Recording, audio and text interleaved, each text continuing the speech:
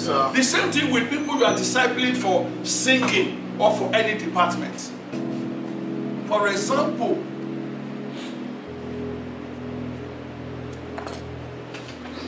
if Singapore is working under me and they have practiced and they are going to sing some songs because they know the songs that the church loves, and on Sunday morning I call Paul. I said, I want you to sing so and so song.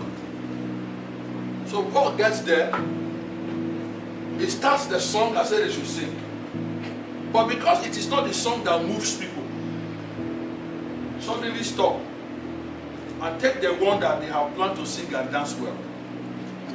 He will miss his salary that month. Because the song that will be sung in church is not determined by Paul. Yeah.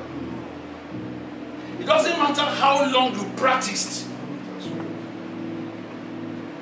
He that bass the piper, he takes the tune.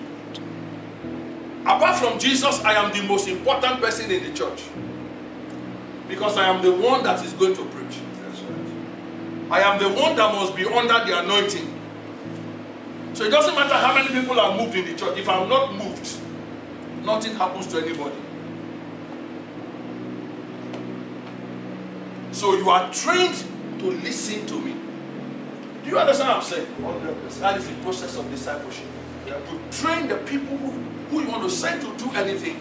Train them to sit down and watch you and talk.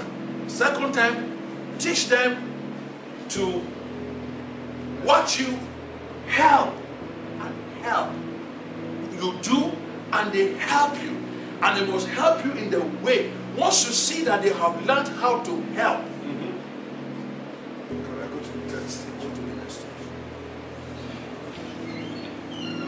First stage, you do, I help, we talk.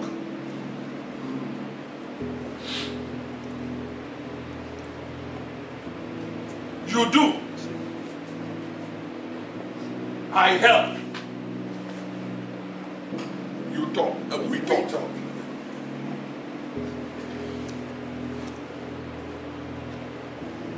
So now, you see the thing is shifting now. Yeah. The person that was crazy saying, the only thing I'm doing is just sitting down and just want him pastor, does not know that the day is going to come that pastor will be the one watching. So now you do, I help, we talk. What are we going to be talking about? I'm going to be talking about your performance.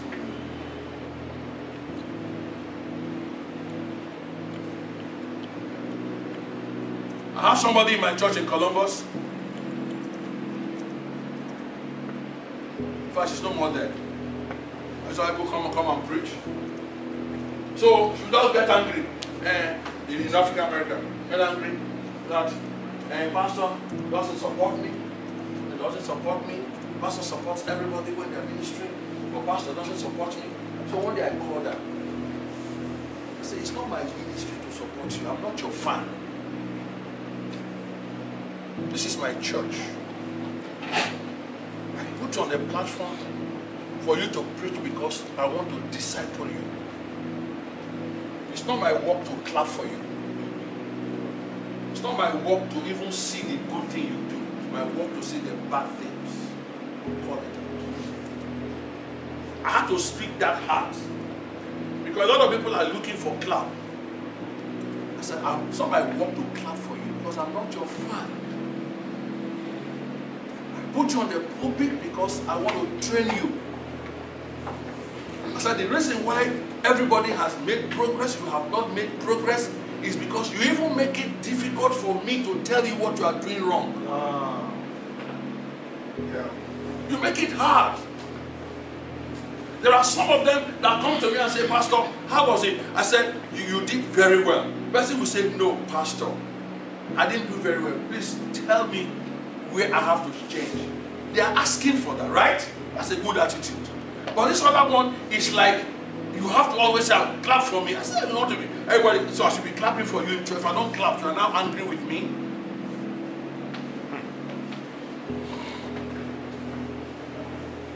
Praise God. So I just say, you do. I watch, we talk. The only time I get involved is not clapping for you in the church. It's when the program is over, we go and talk. In fact, by the time we are going there, your leg should be having tremblemiasis. Because you don't know what pastor is going to say. Yeah.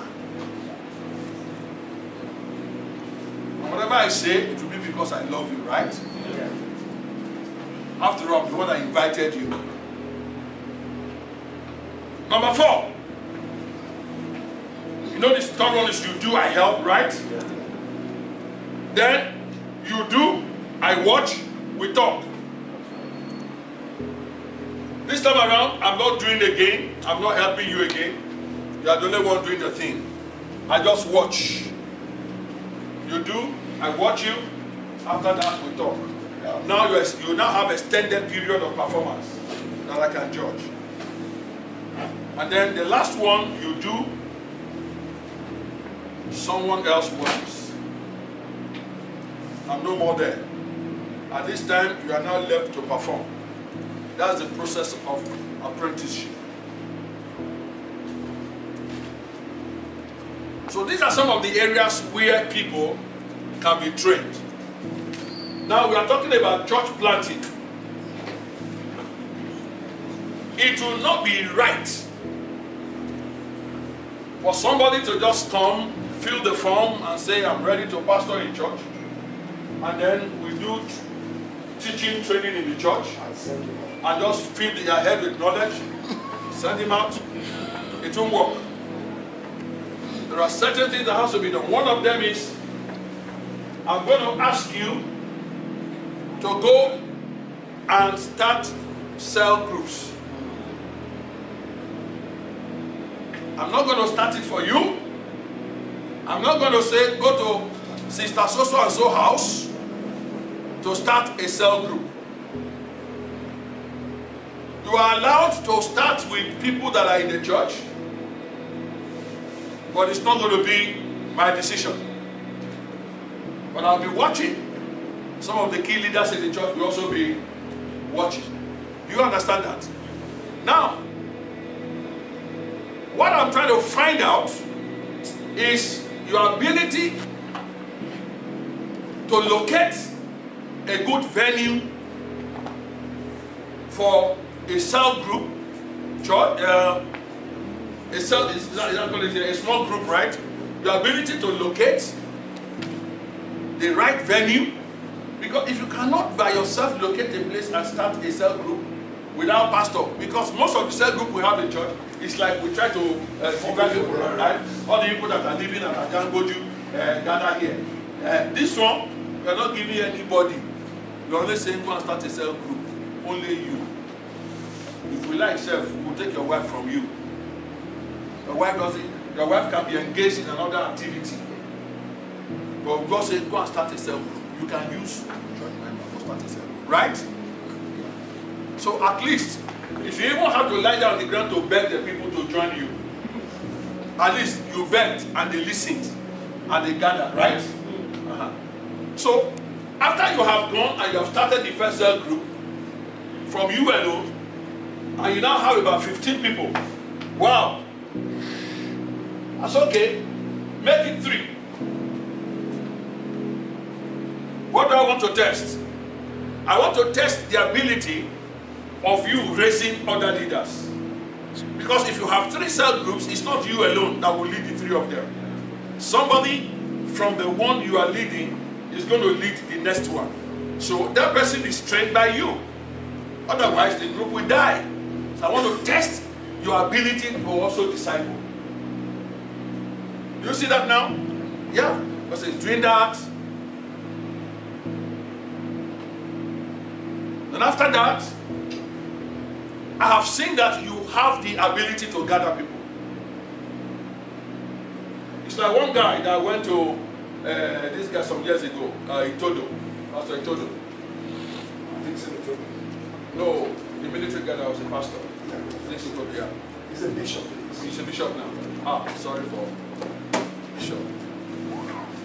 So he went to him and, said, by the grace of God, God is leading me to work with you in the ministry. And I have gifts. So Itodo told him, great. We will employ you, but we'll put you on probation for 3 months. We want you to bring in 5 families to church in 3 months. If you can bring in 5 families, then we'll make you permanent. Somebody who came and said he's an evangelist, anointed, even told you the story of how God encountered him. And you're asking him to bring 5 families in 3 months. Is that too much? No. And the person wants to be paid salary. Is it not people that give offering for salary to be paid? Come on, talk to me now. Yes. You see, when we get into trouble, we are often blaming God. Yeah. The people we employ, did we test them? I just come to Pastor Philip now and say, by the grace of God, last month, the Lord just came and just saw me.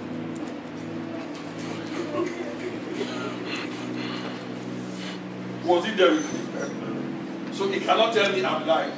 Right? And after that, in Jamaica followed. And Jamaica carry fire. Okay. Nice story, right? That should not make him to just employ me. You should be able to say, give something to prove whether in Jamaica.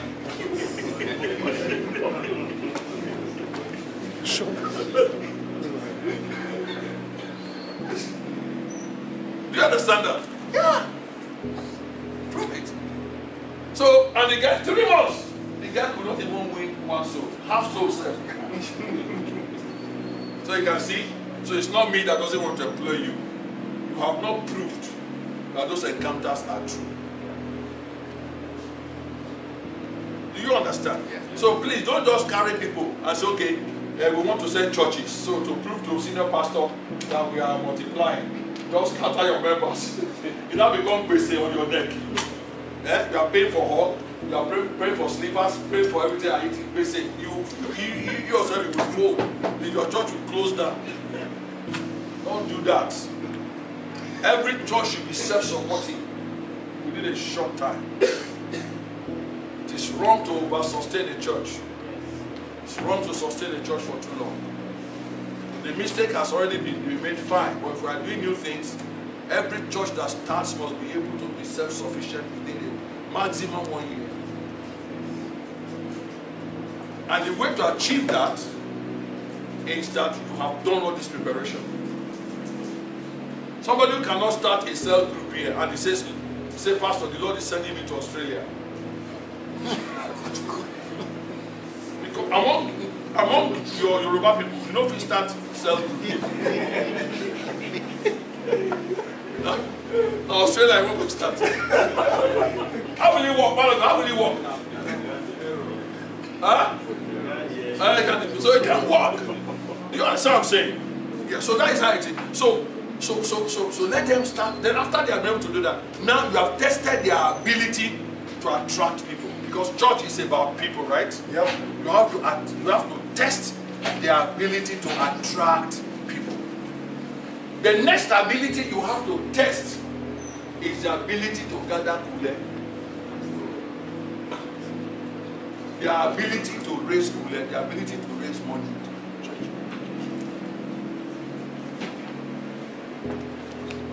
Any person that has not proved to have an ability to raise money, don't send him. Because he will be totally dependent on you.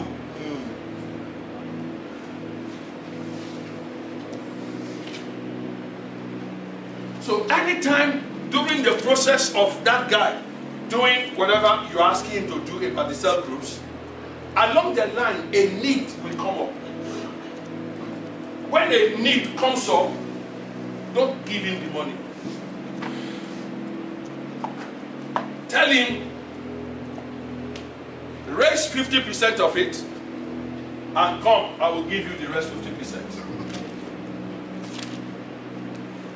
The person who is serious will raise it. Those who are not serious will leave.